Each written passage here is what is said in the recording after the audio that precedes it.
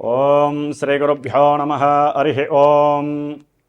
ఓం సుముఖశ్చైకదంతశ్చ కపిలో గజకన్యకః లంబోదరశ్చ వికటో విఘ్నరాజో గణాధిపః ధూమకేతుర్గణాధ్యక్షో ఫాలచంద్రో గజాననః వక్రతుండః శూర్పకర్ణో హేరంభస్కందపూర్వజः షోడశైతాని నామాని యప్పఠేత్ శృణుయాదపి విద్యారంభే వివాహే చ ప్రవేశే నిర్గమే తదా సంగ్రామే సర్వకార్యేషు విఘ్నస్వస్త్య న జాయతే. శ్రీమహాగణాధిపతయే నమః. ఓం సం శరవణభవాయ నమః. ఓం దుం దుర్గాయే నమః. ఓం హ్రీం హనుమతే నమః. వీక్షిస్తున్నటువంటి ప్రేక్షకు మహాశయులందరికీ కూడా మరి ఈ 2026 సంవత్సరము ఫిబ్రవరి 23వ తేదీ నుండి మే 10వ తేదీ వరకు కూడా మేషరాశి పర్యంతము మీనరాశి వరకు కూడా పంచగ్రహ కూటమి చతుర్గ్రహ కూటములు నానా విధములైనటువంటి దోషాలని ప్రతి రాశి వారికి అట్లాగే వారి జన్మజాతకంలో ఉన్నటువంటి లగ్నానుసారము ఏ ఏ గ్రహాలు ఏ ఏ స్థానాలకి ఆధిపత్యం వహించి ఈ రాహువుతో మరియు శనితో కలిసినప్పుడు అంటే ఈ యొక్క 72 రోజుల్లో ఇటు రాహువుతో పాపగ్రహంతో పాపగ్రహమైనటువంటి శనితో కలవటం ద్వారా ఈ 70 రోజులు కూడా చాలా విశేషమైనటువంటి ఇబ్బందులు కలిగే అవకాశాలు ఉంటాయి. అందుకని ముఖ్యంగా జన్మ రాశి ప్రకారము ఫలితాలు కొంతవరకు మాత్రమే మనకి అన్వయించబడతాయి. అందులో ముఖ్యంగా ఫిబ్రవరి 23 నుండి ఏప్రిల్ 5వ తేదీ వరకు కూడా కుజుడు రాహువుతో కలిసి ఎదురుకుండా ఉన్నటువంటి కేతువుతో దృష్టి కలిసి ఉండటం చేత కుజరాహు కేతువుల యొక్క సమ్మేళనం, అలాగే ఏప్రిల్ 6వ తేదీ నుండి మే 10వ తేదీ వరకు కూడా ఈ కుజుడు శని భగవానుడితో కలవటము, అది మీనరాశిలో.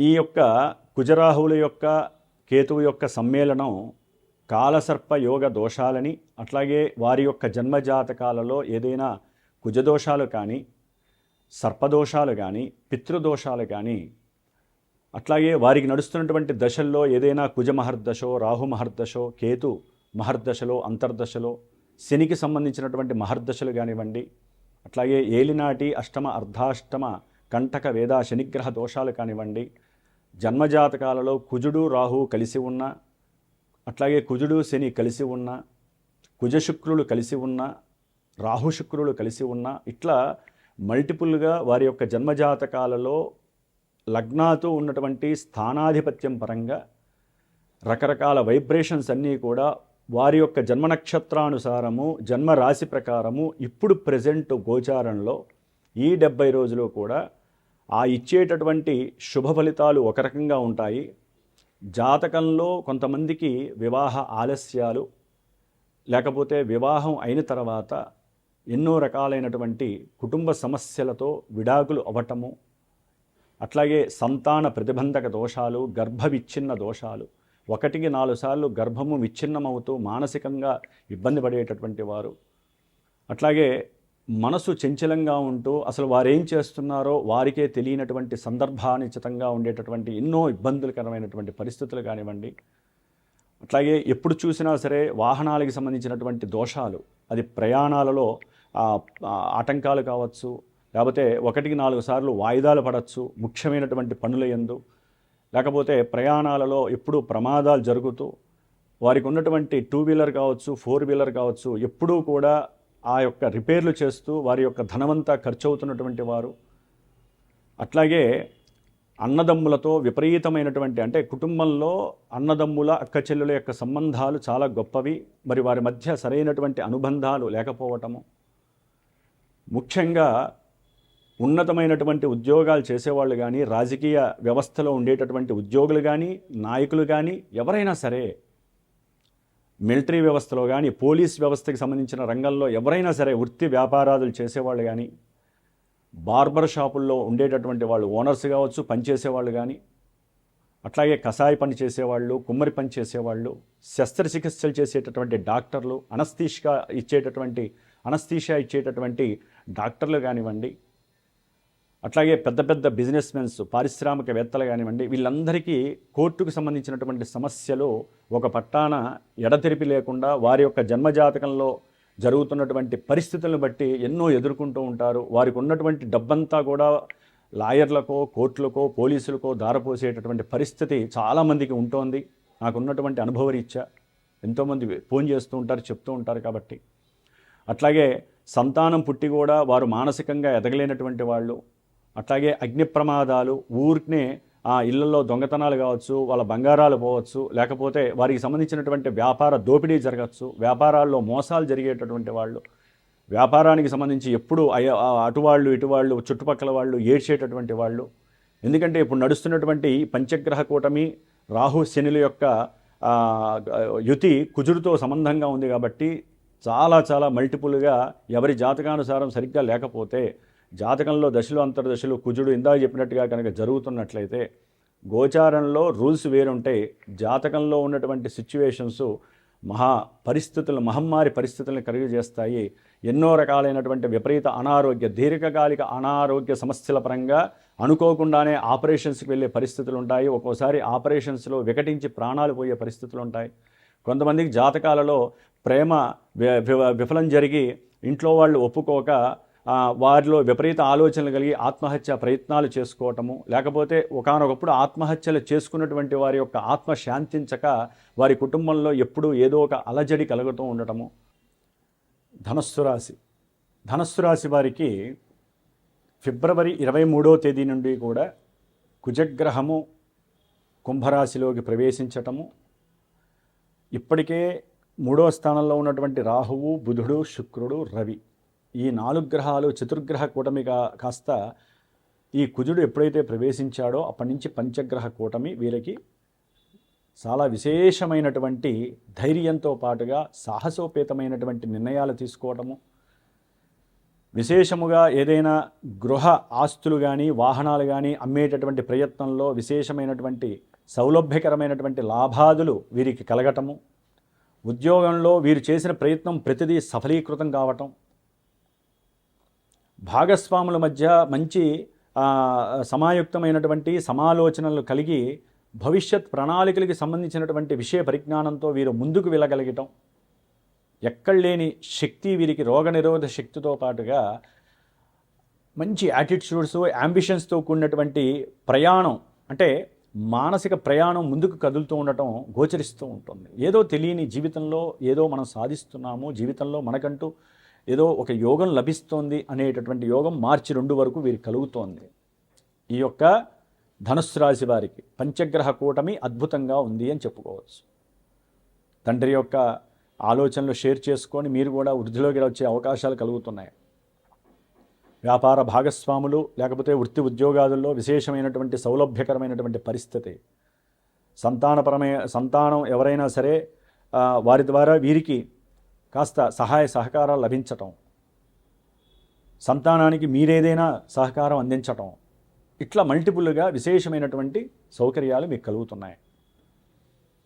అయితే మనకి శాస్త్రరీత్యా, జ్యోతిష శాస్త్రరీత్యా 3వ స్థానంలో ఉన్నటువంటి రాహువు, 9వ స్థానంలో ఉన్నటువంటి కేతువు మరి వాసుకి కాలసర్ప యోగ దోషంగా మన వాళ్ళు ఋషులు అన్వయించారు. ముఖ్యంగా ఇక్కడ ఈ కుజరాహుల యొక్క సంబంధం గనక లేకపోయినట్లయితే మనకి యోగాలు చక్కగా లభించేవి అని చెప్పుకోవచ్చు. కుజరాహుల యొక్క సంబంధము, ఇటు కేతువు కూడా ఉన్నాడు కాబట్టి దీన్ని ఒక రకంగా కాలసర్ప యోగ దోషంగాను సర్పదోషంగాను మనం పరిగణించాలి.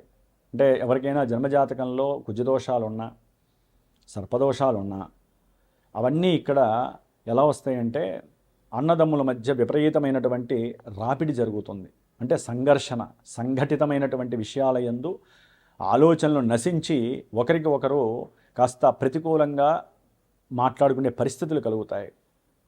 అట్లాగే వీరు ఏదైనా సరే సంతానంతో గనక ఆచితూచి మాట్లాడకపోతే ఆ యొక్క సంభాషణ కూడా వీరికి వ్యతిరేకత కలిగించే ఫలితాలు కలిగే అవకాశాలు ఉంటాయి. అన్నదమ్ముల మధ్య తీవ్రమైనటువంటి అస్పష్టమైనటువంటి పరిస్థితులు కనిపిస్తున్నాయి. ముఖ్యంగా ఉద్యోగంలో వీరు చేసే ప్రతి ప్రయత్నంలో కుజరాహుల యొక్క సంబంధ దోషం ఏంటంటే ఉద్యోగం కోసం ఎంత తాపత్రయపడ్డా దానికి రియాక్షను అంతా కూడా నెగిటివ్గానే రావటం. అనుకున్న కార్యక్రమాల్లో ధైర్యంగా అడుగు ముందుకేద్దామంటే తెలియని ఏదో భయము ఈ రాహుతో కలయిక. ఎందుకంటే 2 గ్రహాల మధ్య సమన్వయం బాగుంటే చాలా బాగుంటుంది. కుజరాహులకు అసలు పడదు. ఇది అంగారక మంగళయోగం, మంగళగ్రహ యోగం అంటారు, లేదా అంగారక గ్రహ యోగం అంటారేమో కానీ అంతగా పడదు. జాతకంలో గనక ఈ కుజుడు గనక ఏదైనా దోషభూయుక్తమైనటువంటి లగ్నాలకు ఆధిపత్యమో లేకపోతే దోషభూయుక్తంగా ఉండి దశలో అంతర్దశలో కుజుడిని కానీ రాహుని కానీ యాక్టివేట్ చేస్తుంటే తీవ్రమైనటువంటి ప్రయాణాలలో దోషాలు, ప్రమాదాలు, అన్నదమ్ముల మధ్య విపరీతమైనటువంటి గొడవలు, అట్లాగే సంతానపరమైనటువంటి ఆలోచనలు నశించటం, అసలు మనకి సంతానమే అవసరం లేదనేటటువంటి ఆ భాష రావటం నోటికి, అంతటి కోపము ఆవేశం పెరిగిపోతూ ఉంటాయి. అసలు బంధువులను చూసినా, కొత్తగా పరిచయమైన వాళ్ళని చూసినా వాళ్ళతో మాట్లాడాలంటే కోపంతో మాట్లాడడం, అగ్రెసివ్గా మాట్లాడడం, ఆవేశంతో మాట్లాడడం, వచ్చే అవకాశాలన్నీ తలదన్నుకోవటం. ఈ కుజరాహుల యొక్క సంఘర్షణ అంత ఘోరంగా ఉంటుంది. ఓకే, గోచారం ట్రాన్సిస్ట్ వైజు కుజుడు, రాహువు, రవి ఇక్కడ ఉండటం, శుక్రుడు కలిసి ఉండటం వలన ఇందాక చెప్పినట్టుగా లాభాలు ఉండొచ్చు. కొంతమందికి ఏదైనా శుక్రుడు అక్కడ ఉండటం ద్వారా వీరికి ఏదైనా అప్పులుంటే తొందరగా తీరిపోవచ్చు. అంటే స్నేహితుల ద్వారానో లేదా భార్య తరపు బంధువుల ద్వారానో ఏదైనా అప్పులు చేస్తుంటే తొలగిపోతాయి. ఉద్యోగ వ్యవస్థలో వీరు ఉద్యోగం పోయిన వాళ్ళు ప్రయత్నం చేస్తుంటే ఎక్కడో అక్కడ చిన్న ఆశ చిగురించవచ్చు ఉద్యోగం వస్తుందని, అంటే వాళ్ళకి పిలుపు వస్తుంది. ఇవన్నీ జరగచ్చు. కానీ రాహుతో కలిసిన ఏ గ్రహానికి బలం ఉండదు. పూర్తిగా రాహువు మింగేస్తాడు ఆ గ్రహాల యొక్క శక్తులన్నీ కూడా. ఇక్కడ మనం ఆలోచించాలి. ఇక్కడ గోచార ఫలితాలు కూడా మనం పాజిటివ్గా చెప్పుకోవడానికి చాలా తక్కువగా చెప్పుకోవాలి. ఇది ప్రపంచానికి పట్టేటటువంటి పీడ కుజరాహువులు. పోలీస్ వ్యవస్థలతో సమస్యలు, మిలిటరీ వాళ్ళతో సమస్యలు, వాహన సమస్యలు, ప్రమాదాలు, తీవ్రమైనటువంటి ఒత్తిడి ఉద్యోగాలలో, ఏం చేయాలో తెలియని పరిస్థితి, ఆలోచనలు నశించటం, ఒక్కొక్కసారి ఆలోచనలు తీవ్రమై ఇంకో రకంగా దాల్చటం. ఇట్లా ఏప్రిల్ 5వ తేదీ వరకు కుజరాహువుల యొక్క మిశ్రమం, తర్వాత ఏప్రిల్ 6 నుంచి మే 10 వరకు కుజుడు శనితో కలవటం మహా దుర్యోగకరం. సంతానము విద్య విషయంలో సరైనటువంటి ఆకలింపు చేసుకోకపోవటం, అంటే ధనుస్సు రాశి వారికి కొన్ని సంతానము ఏదైనా దూర ప్రాంతాలకి వెళ్ళాలి అని చెప్పి తండ్రి యొక్క సహకారం కావచ్చు, లేకపోతే బంధువుల యొక్క సహకారం తీసుకొని బంధువులతో కానీ కాస్త ప్రయాణాలు చేయటం, ఆ ప్రయాణాల్లో కొన్ని ఇబ్బందులు, ప్రమాదాలు, సమస్యలు కలగటం. లేకపోతే వీరైనా సరే షేర్స్లోనో స్టాక్ మార్కెట్లోనో కొంతమంది ధనుస్సు రాశి వారు డబ్బులు పెట్టుంటారు, లేకపోతే జూదం ఆడేవాళ్ళు కొంతమంది ఉంటారు. అది ఏదైనా కానివ్వండి, మనం నోటితో తలవకూడదు అలాంటివి నెగిటివ్వి. వాళ్ళు పూర్తిగా నష్టపోతారు వాటిల్లో. కొంతమంది స్త్రీమూర్తులు గర్భాన్ని ధరించిన వాళ్ళకి ఇది కాస్త అప్రయోజనకరమైనటువంటి పరిస్థితి అని చెప్పుకోవాలి. కాబట్టి కొంచెం జాగ్రత్తలు వహించండి. మంచి ఔషధాలు, డాక్టర్ సూచనలు పాటించండి. నీటి దగ్గర కొంచెం జాగ్రత్త, అగ్నికి సంబంధించినటువంటి విషయాల్లో కొన్ని జాగ్రత్తలు తీసుకోండి. ఎవరితో మాట్లాడినా కొంచెం ఆలోచించి మాట్లాడండి. అట్లాగే కొంతమంది ధనుస్సు రాశి వారు పెట్టుబడులు పెట్టేటప్పుడు, అంటే గృహం మీద కానీ లేకపోతే గృహ కట్టడం మీద కానీ, ఏదైనా గృహాలను నిర్మించాలనే ఆలోచనలు, లేకపోతే రియల్ ఎస్టేట్ కానీ, బిల్డింగ్ కాంట్రాక్టర్లు కానీ, లేకపోతే వాహనాలు కొనడం అమ్మేటటువంటి వారు కానివ్వండి, క్రయ విక్రయాలు చేస్తూ వ్యాపారం చేసేవాళ్ళు, రియల్ ఎస్టేట్ వ్యాపారస్తులు కావచ్చు, లేకపోతే భూములు కొనేటటువంటి వాళ్ళు కొంచెం జాగ్రత్త పడండి. మనకి లాభం రాకపోయినా నష్టపోకుండా ఉండాలి. ఊరినే గొడవలే అవకాశం ఉంటుంది. మాతృ అసౌకర్యం కూడా మీకు కలగడానికి అవకాశం ఉంది. తల్లితో అనుసంధానం కొంచెం తగ్గే అవకాశం ఉంటుంది. తల్లి యొక్క అనారోగ్య రీత్యా మీకు కొంత ఆర్థిక ధననష్టం కలిగే అవకాశం ఉంటుంది. విద్యార్థులకైతే కనుక విద్య మీద పూర్తిగా పట్టుపోయే అవకాశం ఉంటుంది. సళ్ళింపు ఉండదు. కాబట్టి విద్య యందు ఏకాగ్రత ఎక్కువ చేయాలి, తప్పదు. ఆలోచనలు పెంచండి. అనవసరమైన వృధా కాలయాపన చేయకండి. ఎక్కువ బద్దగించి పడుకోకండి ధనుస్సు రాశి వారు. అట్లాగే స్కూల్స్కి వెళ్ళేటప్పుడు కొంతమంది బస్సుల్లో ప్రయాణం చేసేటప్పుడు చిన్నవాళ్ళు కానీ పెద్దవాళ్ళు కానీ కొంచెం జాగ్రత్తలు పడండి. అనవసరమైనటువంటి ఆందోళన దగ్గరికి పోకండి. ఏదైనా మీకు సమస్య అనిపిస్తే ఇంటికి తిరిగి వచ్చేసేయండి. లేకపోతే బస్సుల్లో కూడా నిద్రపోవటము, లేకపోతే బస్సుల్లో చెవుల్లో ఏదైనా పెట్టుకొని పాటలు వినటం చేయకండి. ఎందుకంటే పరిస్థితులు బాగాలేదు. ఎండాకాలం, ఒక పాపగ్రహం, 2 పాపగ్రహాలు 4వ స్థానంలో ఉన్నాయంటే మీరు కొంత జాగ్రత్త పడాల్సిన అవసరం ఉంది. అట్లాగే విద్యాలయాల్లో మాట్లాడేటప్పుడు టీచర్స్తో కానీ ఎవరితోనైనా కొంచెం జాగ్రత్తగా ఉండండి, లేకపోతే వారి నుంచి మీకు నెగిటివ్ ఎఫెక్ట్స్ కలిగే అవకాశాలు ఉంటాయి. కాబట్టి ఆర్థికపరమైనటువంటి ధన నష్టము వాహనపరంగా కావచ్చు, విద్యపరంగా కావచ్చు, వైద్యాలయాల పరంగా కావచ్చు, తల్లి యొక్క అనారోగ్యరీత్యా కావచ్చు, సంతానపరంగా కావచ్చు, మీకు కొన్ని ధన నష్టాలు కలుగుతాయి. కాబట్టి జాగ్రత్తగా ఉండండి.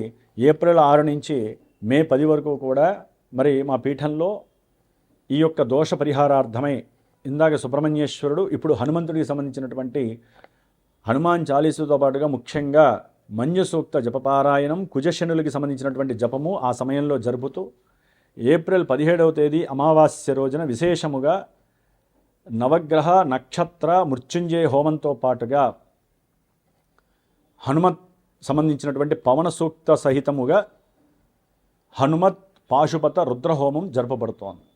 కాబట్టి మీరు సుబ్రహ్మణ్యేశ్వరుని ఆరాధిస్తూ హనుమంతుడికి సంబంధించిన ఆరాధనలు చేసుకుంటూ మీరుండాలి. ఒకవేళ జన్మతః జాతకంలో ఇంకా ఘోరంగా పరిస్థితులు ఉన్నాయి, జన్మజాతకం మాది బాలేదండి, మాకు నడుస్తున్న దశలు అంతర్దశలు అసలు బాలేదు, జాతకరీత్యా మాకు కొన్ని గ్రహాల యొక్క మిళితం వలన ఎన్నో రకాలైనటువంటి సమస్యలు మేము ఎదుర్కొంటున్నాం ఇందాక చెప్పిన వాటిల్లో అని అనుకుంటే తప్పకుండా మా పీఠానికి ఫోన్ చేయండి. నేను ఈ 70 రోజులకి సంబంధించినటువంటి పూజా విశేషాలు మీకు తెలియజేస్తాను. ఆల్రెడీ మీరు విన్నవి అవన్నీ కూడా నేనే చేస్తూ ఆ 2 హోమాల్లో పార్టిసిపేట్ చేపిస్తూ 70 రోజుల్లో కూడా ఈ 70 రోజుల తర్వాత మీకు ప్రసాదం అందజేయబడుతుంది. ఆ రక్ష మీకు సర్వదా శ్రేయోదాయకంగా ఉంటుంది, మాత్రం మీరు నమ్మండి. ఎందుకంటే విడిగా పూజలు చేయించాలంటే ఇప్పుడున్న కాలమాన పరిస్థితుల్లో చాలా రేట్లు ఎక్కువైపోయినాయి. కాబట్టి ఇది మనందరం కలిసి చక్కగా భగవద్ ధ్యానాన్ని, భగవంతుడిని ఒక హోమరూపకంగా ధ్యాన రూపకంగా గ్రహాలని మనం ఒక జపరూపకంగా చేసుకునే ప్రయత్నంలో నేను మీకు సహకరిస్తాను. కాబట్టి మీరు కూడా పీఠానికి సహకరిస్తూ ఉన్నటువంటి ఆ యొక్క దోషాలని హరించేటటువంటి శక్తిని భగవంతుడు మనకి ఇవ్వాలని ప్రార్థన చేస్తూ ఉండండి. మీరు కూడా నా వంతు ప్రయత్నం మీరు బాగుండటానికి, మీకున్న దోషాలు ఏవైతే ఉన్నాయో నాకు ఒక దోషం చెప్పండి, నేను ఆ దోషాన్ని రోజు కూడా చెప్తూ అది మీకు పోవాలని, మీ కోరికలు నెరవేరాలని నేను చక్కగా నా యొక్క పీఠంలో ఈ యొక్క ఆరాధన నేను చేస్తూ ఉంటాను. ఓం శరవణ భవాయ నమః.